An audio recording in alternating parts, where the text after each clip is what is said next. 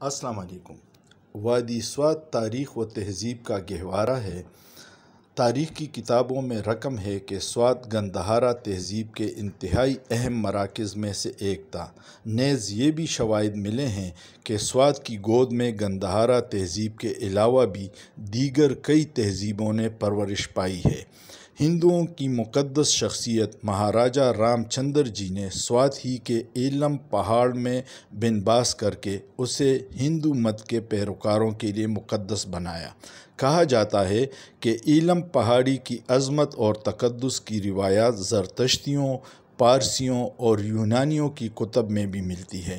ہندوؤں کی مقدس کتاب رگ وید میں یہاں بہنے والے دریا کو سواستو کہا گیا ہے۔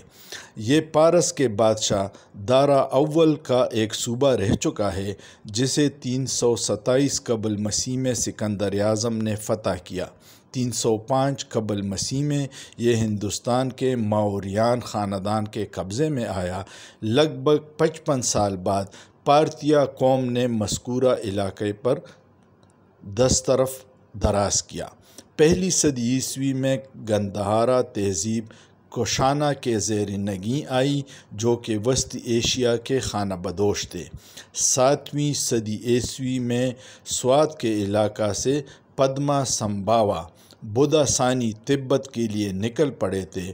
ان ادوار میں مشرقی ایشیائی بدھ مت کا اصل ذریعہ ہوتے ہوئے سوات کا علاقہ ایک مقدس زمین تصور کیا جاتا تھا اور اس کی زیارت کے لیے تبت، چین اور دوسری جگہوں سے زائرین باقاعدہ طور پر حاضری دینے آیا کرتے تھے۔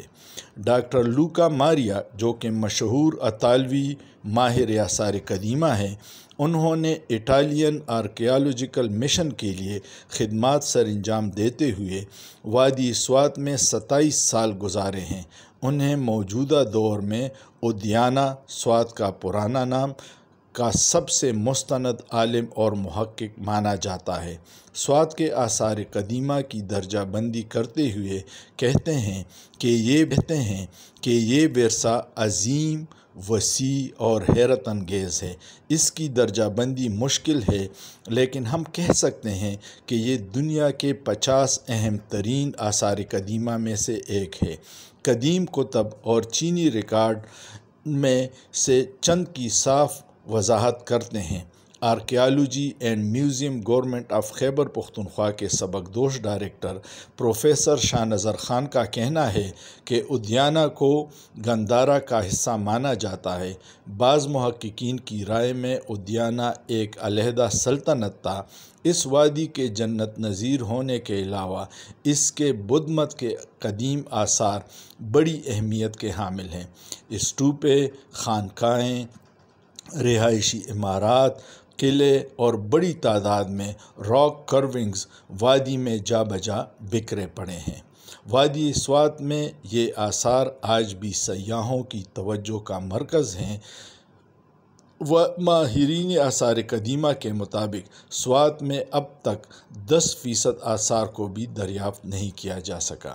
سوات میں مختلف جگہوں سے نکلنے والے قیمتی آثار جن میں بدھا کے مجسمے، سکے، اس وقت کے برتن اور زیورات، دیگر اشیاء شامل ہیں۔ اگر آپ کو یہ ویڈیو پسند آئے تو برائے مہربانی میرے اس چینل کو سبسکرائب کیجیے گا، اپنے دوستوں کے ساتھ شیئر کیجیے گا اور بیل آئیکن ضرور دبائیے گا۔ شکریہ۔